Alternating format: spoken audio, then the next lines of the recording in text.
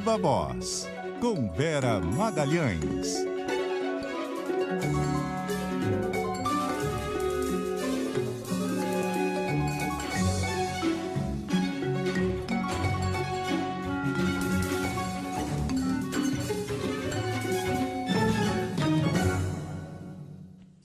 Vera Magalhães, boa noite, tudo bem? Boa noite, Carol. Boa noite, Fred. E a todos os ouvintes e espectadores aqui do Viva Voz. Tudo bem? Boa noite, Vera. Vera, vamos falar do assunto do dia, né? Que foi esse convite que o Bolsonaro fez ao Ciro Nogueira para assumir a Casa Civil, o que sacramenta de vez o casamento do presidente com o Centrão e principalmente com o PP, né? Pode ser que a gente veja aí inclusive uma filiação do Bolsonaro ao PP para 22? Pode ser sim, Carol. Acabei de escrever um texto a esse respeito no meu blog no Globo, conversei com algumas pessoas, com próceres ali do Congresso e do próprio governo, e essa ida do Ciro para dentro do Palácio, para o principal ministério da área política do governo, que coordena tanto os outros ministérios quanto a ação política do governo no Congresso, é um passo a mais para a aproximação, sim, do Bolsonaro em relação ao PP. Ele coincide com a desistência do Bolsonaro de se filiar ao Patriota. Já estava muito desgastada essa relação, já ficava ali claro que ela não tinha avançado, e hoje o dirigente afastado do Patriotas já disse que o Bolsonaro não irá para lá mesmo, que a conversa miou, não deu certo. Então, se você olha do outro lado, em relação ao PP, ele vai preenchendo todos os quesitos para confirmar sua candidatura pelo partido. Ele dá o seu principal ministério ao presidente da legenda e não qualquer pepista. E ele, com isso, faz um movimento que já vinha acontecendo, né? A eleição do Arthur Lira já tinha sido um passo importantíssimo nessa aproximação. A criação da tal rubrica da emenda do relator dentro do orçamento, que é uma coisa que escapa a muitos dos nossos ouvintes, espectadores, por ser algo meio técnico, meio ali da alçada da gestão do orçamento, mas que é algo muito, muito importante. O que é isso? Lá atrás, no fim de 2019, foi criada essa nova categoria de emendas. A emenda que é colocada no orçamento pelo relator da vez. Só que, no caso da Câmara, não é o próprio relator da vez que tem a ingerência, que tem a decisão final sobre para onde vão essas emendas, portanto, para onde vai esse dinheiro. É o Arthur Lira, presidente da Câmara. Isso a gente está falando de um montante que chega a 11 bilhões de reais. Então, só aí já havia uma simbiose muito grande entre o Bolsonaro e o partido. Tão grande a ponto de fazer o Arthur Lira ficar inflexível na decisão de não tocar adiante nenhum dos muitos pedidos de impeachment que existem em relação ao presidente. Então, essas já eram situações que aproximavam muito Bolsonaro do PP. E a terceira é em relação ao Ricardo Barros. Ricardo Barros denunciado pelos irmãos Miranda, com vários indícios de ligação com as apurações da CPI da Covid, ainda assim permanece líder do governo na Câmara, que não é qualquer cargo. Então, é muito grande essa proximidade, e tem um outro fator que eu vou deixar aqui para o nosso ouvinte, que também é importante, que é o fato de o ministro das Comunicações, Fábio Faria, recentemente ter se filiado ao PP também. Fábio Faria é muito importante hoje para fazer a cabeça do Bolsonaro e para a articulação política do governo, e é o mais cotado para ser o vice do presidente na chapa de 2022. Então, está tudo meio dominado aí. Muita gente faz aquela leitura, né, Vera, de que quanto mais escândalos surgem, mais pressão pro lado do presidente, mais nas mãos do Centrão ele acaba ficando, porque o Centrão que garante a governabilidade, e é um pouco isso que está acontecendo aí diante dos nossos olhos, né, porque agora o Centrão está tomando conta aí da cozinha do Planalto diretamente, né? Já tomava conta do cofre e agora toma conta da cozinha, Fred, é isso mesmo. O Bolsonaro adotou um all-in ali em relação ao PP, ele foi com tudo para dentro, não deixou muita porta de saída nessa relação. Se essa relação se desgastar por vários motivos que podem levar a que ela se desgaste, o presidente tem muito mais a perder do que o partido. O partido perde essa grande importância que ele tem em cargos, em emendas, Mas nisso é um partido que é uma fênix, que renasce a cada governo. Já teve tudo isso com o Lula e a Dilma, já teve tudo isso até com o Michel Temer, e agora usufrui dessa posição privilegiada no governo Jair Bolsonaro. Não nos esqueçamos que no governo do Lula, o PP brigou pela figura ali meio folclórica do Severino Cavalcante, e depois acabou acontecendo para ter a diretoria que fura poço e acha petróleo da Petrobras. O que aconteceu? Eles lá na frente indicaram de fato o diretor de produção, e aí o resto é história. Toda aquela ligação do Paulo Costa com as empreiteiras. Paulo Roberto Costa. Paulo Roberto Costa, faltou o segundo nome.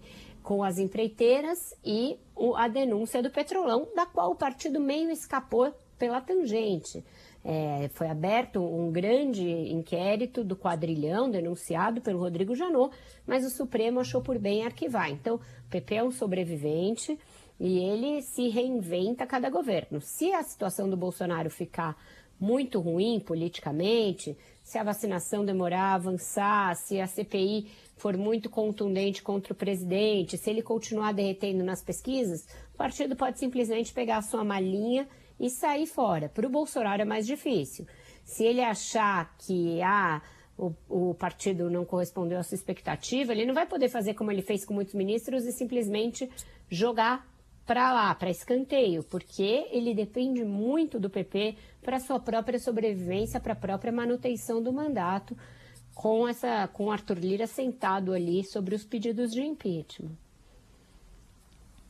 Agora, é um movimento importante também para reforçar a presença do governo no Senado, né, Vera? Onde tem a CPI da Covid, por onde vão passar a indicação do novo ministro do Supremo, a recondução do Aras na Procuradoria-Geral da República, e onde o Bolsonaro estava meio mal parado ali, né? Porque o presidente do Senado, Rodrigo Pacheco, foi eleito com apoio do governo, mas não dá para dizer que é da base governista, está de namoro com o partido do Kassab, até talvez para uma candidatura à presidência. O Davi Alcolumbre, que era um aliado, acabou virando um problema para o governo, tentando até embarrear essa indicação do André Mendonça para o Supremo. Então, o governo estava meio mal parado ali no Senado, né?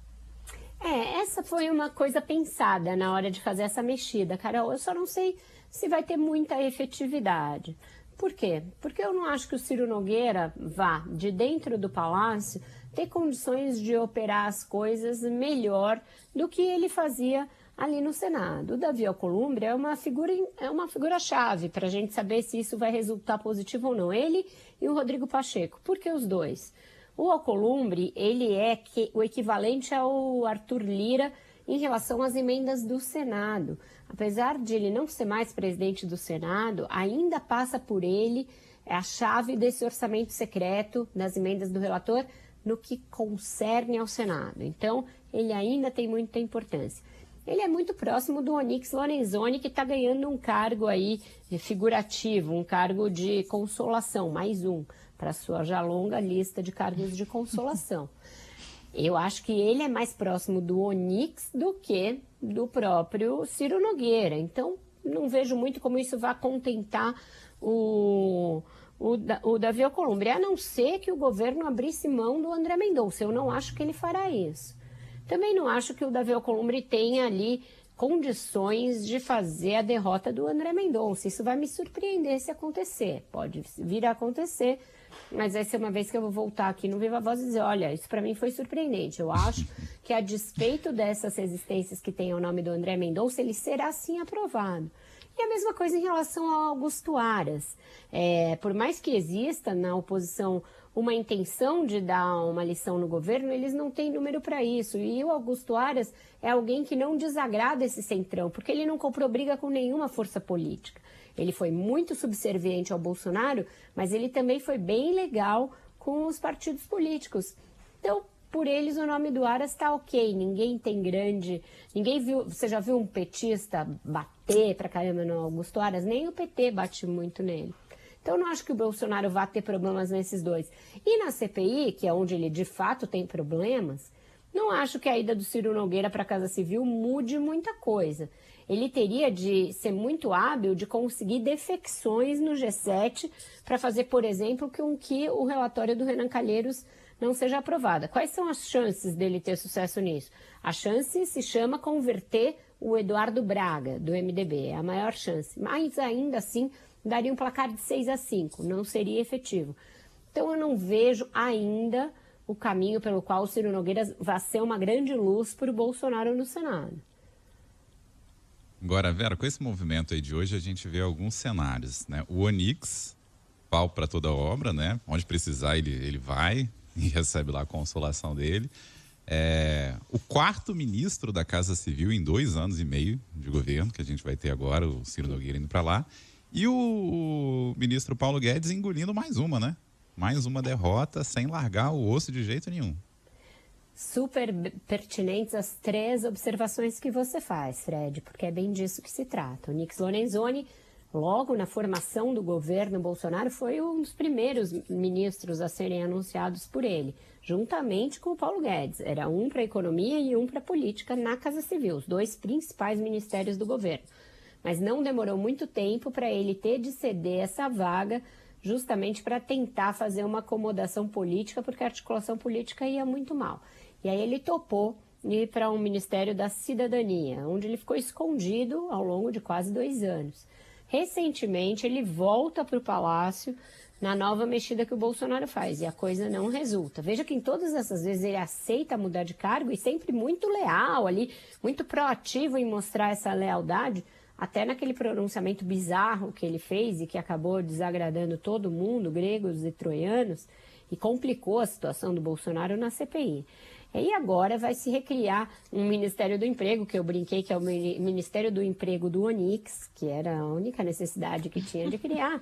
E o Paulo Guedes resolve engolir mais esse sapo, porque ele já engoliu tantos que agora sair, ele avalia que vai sair sem deixar o tal legado que ele acha que ainda vai deixar de uma gestão liberal no Ministério da Economia. Então, ele finge que se trata de uma mudança administrativa para dar um impulso ao programa de emprego, mas a gente tem que lembrar que ele tinha prometido um super programa de emprego que nunca se materializou completamente, assim como várias coisas que o Paulo Guedes vem anunciando e que nunca se concretizam. A própria reforma do imposto de renda, que ele mandou agora há pouco para o Congresso, já está uma coxa de retalhos que está totalmente desfigurada. Então, é um ministro que tem aceitado engolir as próprias palavras, aceitado todas as diminuições de prerrogativas que Bolsonaro enfia a goela abaixo dele. Eu não sei exatamente em nome de quê, mas sim, é um que engoliu mais um sapo. E quanto a essa alta rotatividade na Casa Civil, mostra a bagunça que é esse governo, tanto do ponto de vista da gestão, do ponto de vista administrativo, quanto da articulação política. Totalmente. Ô Vera, já que a gente está falando de 22, tem um outro fato novo aí, o Fred até destacou na abertura do programa, que são essas conversas aí do Sérgio Moro, de volta às articulações, talvez para uma possível candidatura à presidência. Parecia afastada essa hipótese do Moro ser candidato a presidente, né? Depois que ele foi para os Estados Unidos. O que está rolando aí? Ele está farejando um derretimento do Bolsonaro, talvez um voto aí de direita sem muito rumo e está tentando captar isso? O Moro foi um que meio perdeu tudo, né, na mesa de jogo. Ele era a pessoa mais, bem avaliada do país, aquela coisa de herói nacional, e aceitou abrir mão de um cargo vitalício, do qual ele era inamovível, para ser ministro do Bolsonaro. Fez ali, sabe-se lá que cálculo, que a meu ver sempre foi muito errado. Isso eu sempre disse que ele deu um passo muito errado naquilo, mesmo que ele imaginasse ser ministro do Supremo. Deu tudo mais errado do que ele poderia supor, brigou com o presidente, fez uma denúncia que até agora não resultou em nada, porque esse inquérito dele vai sendo prorrogado e não virou nada, e ainda levou uma vaza-jato pela proa, que não só abalou muito a credibilidade dele em alguns setores, como resultou na anulação de todas as condenações do Lula e na consideração de que ele sim foi parcial. Portanto, mesmo com a anulação, ele levou ainda esse carimbo. Então, tudo deu muito ruim para ele. Ele faz esse exílio e muita gente aposta que ele vai ficar fora da política, tendo demonstrado a sua grande inabilidade política. Mas olhando o cenário e vendo o derretimento do presidente, até olhando a volta do Lula e esse renascimento do Lula nas pesquisas, aparentemente ele foi mordido pela possibilidade de fazer o debate com o Lula, de fazer esse enfrentamento. Não sei se vai levar adiante, nem sei se ele não vai ser retumbantemente mal sucedido caso decida levar adiante, porque ele ficou com a imagem muito abalada e ele vai levar paulada dos dois lados, tanto dos bolsonaristas quanto dos lulistas. Então, acho que é algo que ele está analisando com muita calma, mas o fato é que voltou a conversar com o Podemos. Eu tinha recebido essa informação hoje mais cedo e agora há pouco o Sérgio Roxo, meu colega no Globo, escreveu a matéria de que ele voltou a conversar. Me dizem as pessoas que estão nessas conversas sobre a terceira via que ele voltou a conversar também nos grupos que tem os outros partidos, aquele grupo que elaborou um manifesto mais no início do ano contra o Bolsonaro e a favor da democracia, ele voltou a dar as caras nessas outras conversas também. Vai ter que encarar um bom media training, né, para passar por esses debates aí, levando paulado dos dois lados, né, Vera? E até que não é ruim de argumento, ele é muito ruim de forma, né? Ele é todo engessado, todo durinho, realmente ele tem mais a pinta de juiz do que de político e fez tanta bobagem com o próprio destino que a gente fica duvidando da habilidade política dele. Mas a matéria do Globo diz isso e é verdade, ele ainda conserva um certo prestígio naqueles que tem saudade do lavajatismo, existe. Coincidentemente também, hoje, durante a corrida, né, eu faço corrida numa pista de Cooper, nem sei se fala mais pista de Cooper, mas tem um pessoal que fica fazendo caminhada. Cooper, minha avó falava. Mais velhos, então, no clube. E eles ficam lá fazendo caminhada e eu passo correndo. E aí eu passo e fico só pegando uns pedaços de conversa.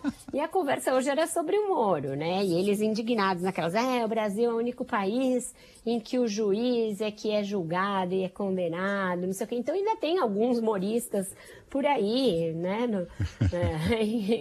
Por aí em vários lugares. Vamos ver se ele toma coragem e se tem ainda espaço para uma via pela direita, né? Porque ele seria uma alternativa ao Bolsonaro pela direita. Tem que encontrar o caminho do voto, né? Porque até agora ninguém dessa terceira via conseguiu decolar, o que acaba suscitando também esses comentários, tanto de Lula quanto de Bolsonaro, que não tem interesse nem um lado nem outro em que apareça uma terceira via, né? Eles querem mais a polarização, fazendo críticas, né? Pois é, mas é engraçado, né? O tipo de crítica que se faz. Até escrevi sobre isso na minha coluna hoje. Para o Bolsonaro ninguém vai decolar, acabou. E para o Lula é meio como se fosse feio falar que vai ter outro candidato, como se fosse, essas pessoas não querem a democracia, não sei o que e tal, e ficam falando em outras candidaturas. Hello, desde 1989, quantos candidatos houve em cada um dos pleitos? O Brasil não é um país de bipartidarismo, a gente não tem uma tradição republicanos versus democratas, essa não é a nossa tradição. A gente teve num período longo aí, de 94 a 2014, uma semipolarização entre PT e PSDB, mas ela, de qualquer maneira, sempre se deu no segundo turno. Na maioria das vezes. O Fernando Henrique ganhou 2 vezes no primeiro turno, mas o Lula, a Dilma ganharam após disputas de segundo turno, no sinal de que não existe essa polarização tão clara. E outra coisa, na última eleição, isso foi quebrado. A existência do Bolsonaro já é uma mostra de que sim, há espaço no Brasil para outros tipos de opções, né? Houve uma opção à direita que até então não tinha aparecido no voto. E não é porque ele venceu que automaticamente isso foi substituído por uma polarização Bolsonaro e PT. Pode ser que ela se realize, como se realizou em 2018, mas as pesquisas mostram claramente que quando você pergunta se as pessoas gostariam de votar em Lula, em Bolsonaro ou numa terceira possibilidade, a maioria responde que gostaria de votar numa terceira possibilidade. Só que, como você disse, esse nome não existe. Eu acho que também ainda é cedo para que exista um nome claro ou que necessariamente haja um único nome. Acho que o mais provável é que haja o Ciro Gomes, uma candidatura que já está posta, talvez uma candidatura de centro-direita, que pode ser tanto a do Moro quanto a do candidato Tucano ou do candidato do PSD, e talvez até mais uma opção ao centro. Hoje em dia a Simone Tebet está conversando para ser candidata, você tem outros nomes se mexendo. Então interditar esse debate agora me soa a um pouco de desespero da parte de dois players que sabem que só são muito fortes um contra o outro. Bolsonaro só tem alguma chance se aquela parcela histérica que via o lulismo e o Lula como um fantasma resolver votar nele para evitar a volta do Lula. Da mesma maneira, o Lula só é essa força enorme que ele tem porque o Bolsonaro é tão ruim que até quem foi contra o PT pode votar no Lula. Tem uma grande parcela de eleitores que não votavam no PT, mas podem votar no Lula, porque o Bolsonaro é inadmissível para quem preza a democracia. Então é por isso que interessa aos dois interditar esse debate tão cedo, mas não é só porque você não quer que alguém fale numa ideia que ela vai morrer, não existe isso, né? Ô Vera, mais um assunto do dia aqui para a gente comentar, essa decisão da Polícia Federal de fechar os acessos públicos aos seus documentos, mais uma vez seguindo naquela linha e colocando em xeque a transparência dessa instituição tão importante, né, Vera? Gravíssimo, Fred, um furo da Malu Gaspar agora no Globo a esse respeito, e é muito sério isso, porque contraria tudo que a gente tem em termos de arcabouço legal no país e que foi um avanço da transparência nos últimos anos. A lei de acesso à informação pública e outros documentos nesse mesmo sentido. Vem num momento gravíssimo em que existe um inquérito contra o presidente Jair Bolsonaro em curso e em que existem outros inquéritos que dizem respeito ao governo e que atingem o governo de alguma maneira. Eu não sei se é passível de judicialização por inconstitucionalidade junto ao Supremo. Se for, eu imagino que cairá lá, porque não coaduna com nada do que os ministros do Supremo têm dado de decisões recentemente a respeito de transparência. Mas é mais um passo do governo Bolsonaro e dessa gestão do Ministério da Justiça, tanto no André Mendonça quanto agora com o Anderson Torres, que é de fechar totalmente com o presidente e de aparelhar o PF politicamente. Esses documentos que agora vão ficar sigilosos são super importantes. Só recentemente a gente soube de várias coisas através deles, né? Por exemplo, exonerações daqueles delegados que investigaram o ministro do Meio Ambiente, Ricardo Salles, aquela determinação para que se levantasse todas as denúncias de fraudes no processo eleitoral desde 1996. Quer dizer, tudo isso agora vai ficar oculto, a gente não vai saber mais, né? Não, é um absurdo isso, é uma determinação que não tem nenhuma justificativa e ela vem no esteio de uma série de medidas do governo Bolsonaro, bem-sucedidas ou não, para tentar tirar a transparência das decisões públicas, para aumentar a opacidade das decisões públicas. Isso já foi feito na ABIN, isso foi feito em relação aos gastos do cartão de crédito corporativo da Presidência da República, cujo segredo aumentou, foi ampliado com uma justificativa de necessidade de segurança para o presidente. Isso foi feito também em relação a documentos do Exército, como a decisão que livrou o Pazuello de qualquer responsabilização por ter ido a um ato político, que ficou com um segredo ali de 100 anos. Então, essa tendência a tirar a transparência das ações do governo e da administração pública, ela está espraiada por todo o governo Jair Bolsonaro. Vamos com música, Vera? Vamos com música. A música remete ao início da nossa conversa sobre o PP dominando tudo e não podia ser outra. Furacão 2000, um funkão aí, funk do Ciro Nogueira. Eu quero ver tu dominar, o DJ já vai soltar porque tá dominado, tá tudo dominado, em geral tá dominado, tá tudo dominado. Quero ouvir vocês, tá dominado, tá tudo dominado. Tudo dominado. A gente não via essa música há uns, sei lá, 20 anos, Vera. Exatamente, essa foi cringe, hein? Do caixão, do baú. Integridade. Mas eu acho que o lead da nossa conversa hoje foi a Vera esticando o ouvidinho para ouvir a conversa na caminhada dela. Isso que eu tô com fone, mas eu tô aqui, ó, só assim, correndo e antenada com o que rola. Só ouvindo as fofocas, né, Vera? Eu tô assim, gente. Eu tô no ônibus, eu tô fazendo o quê? Ouvindo a conversa. Tô no metrô, eu tô o quê? Ouvindo a conversa. Nem boto fone, Tá pra poder certo. ouvir melhor a conversa, gente. O pessoal do jogging já Valeu, até escreveu Vera, uma obrigada, coluna um sobre beijo. eles. Tchau, tchau, gente. Beijo, tchau, tchau. Até. Intervalo, voltamos já já.